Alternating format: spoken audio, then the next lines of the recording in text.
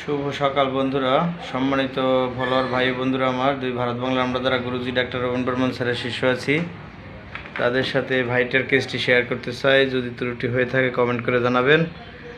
এ দীর্ঘদিন back pain, leg সাইডে, cervical ভেইনে, ওনার একদম পায়ের ছোট আঙ্গুলও ধরে যায় ব্যথায়, তাই তো।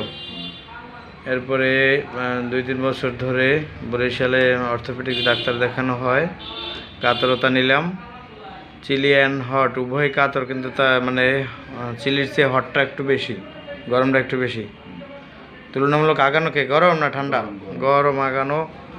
এরপরে এগ্রা ভেট হলো রেস্ট অবস্থায়, মাইন্ড হলো হট, ডিজিয়ার হইলো ঝাল 3+, মিট 3+, ফিশ 3+, আবার ভেজিটেবলস 3+, পেঁয়াজ রসুনও 3+, সুইট 3+, সল্ট 2+, কোল্ড ফুড এগুলি পছন্দ না। আর অ্যাগ্রাভেশন আবার অতিরিক্ত তৈল চর্বি, এগুলো খেলে অকাশে ভমিটিং টেন্ডেন্সি হয়, বমি বমি ভাব হয়, মাথা ঘোরে, ভার্টিগো হয়, মাথা ঘোরে। অতিরিক্ত তৈল চর্বি পেটে পড়লে রেগুলার গোসল করে না। এরপরে স্ট্যান্ডিং অ্যাগ্রাভেট হয়, দাঁড়িয়ে কাজবাজ করলে, দাঁড়িয়ে থাকলে বেশি সময় ভালো লাগে না। কোনো সভা দাঁড়ি না, দাঁড়াই থাকলে সভা সমাবেশে গেলে দাঁড়াই, সবাই দাঁড়াই নিয়ে আছে, দাঁড়াই থাকতে পারে না, বসা লাগবে। এরপর অ্যাপেটাইট, ক্ষুধা আছে, থাস পিপাসা আছে, স্টুল তার মধ্যে আবার হাট হয়, ইউরিন বার্নিং সেন্সেশন হয় এবং ইয়েলো হয়, প্রস্রাবে জ্বালাপোড়া হয়, ইয়েলো হয়, সিরাপ খেতে হয়, অ্যান্টিবায়োটিক খেতে হয়। ডাক্তার আছে না দোকানে দোকানে, সর্দানি বাজারে, কিন্তু ভাই ঘরে ঘরে দোকানে দোকানে ডক্টর। অ্যাজ এ ডক্টর যত বেশি তত রুগী ক্লান্ত বেশি। এলাকার সব রুগী বাদ দিয়ে সর্দানি এলাকায় লোক পাওয়া যাবে না, যার সাথে আলাপ করি তিনি অসুস্থ।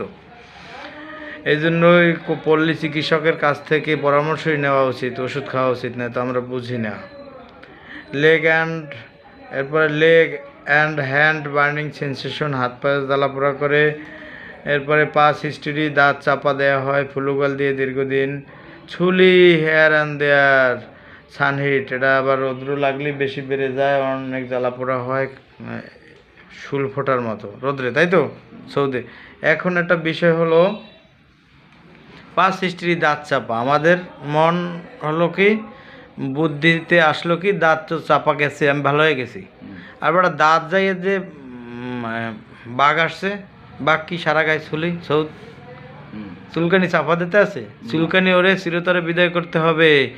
স্কিনের উপরে যখন ওঠে বুঝে নিতে হবে যে ওর দয়ামায় আমার প্রতি শেষ, ও আমার কাছ থেকে বিদায় হবে, তাই উঠছে। কিন্তু দেখা যায় ছুলি হইলেও মলম দেয়, অথবা কেউ হাইপো দেয়, অনেক কিছু দেয়, তখন কিন্তু স্কিন ক্যান্সারে চলে যায়। অতএব আমাদের বুঝতে হবে। এইভাবে কত অসংখ্য ভিডিও দিলাম, হাজার হাজার, কিন্তু মাইন্ড চেঞ্জ হয় না বাঙালি তো। আমরা সর্বোপরি মাইন্ড চেঞ্জ হবে কেমনে? যুক্তি, তর্ক, বুদ্ধি, এগুলি কাজে লাগাতে হয় প্রতিটা মানুষের, এবং ভাবতে হবে। এরপরে মুখমণ্ডলে আঁচলে আছে ছোট কিছু। দীর্ঘদিন 8-10 বছর পর্যন্ত ঘুম ক্লিয়ার হয় না, কারণ উনি মাছের ব্যবসা করেন, বুঝতেই পারছেন। দীর্ঘদিন যখন চিকিৎসা নিয়ে সফল হতে পারে না, তখন এসপি সালফার আসে। আবার বার্নিং সেন্সেশন, সালফার, অতিরিক্ত গরম বেশি, সালফারের রোগী স্ট্যান্ডিং হয়।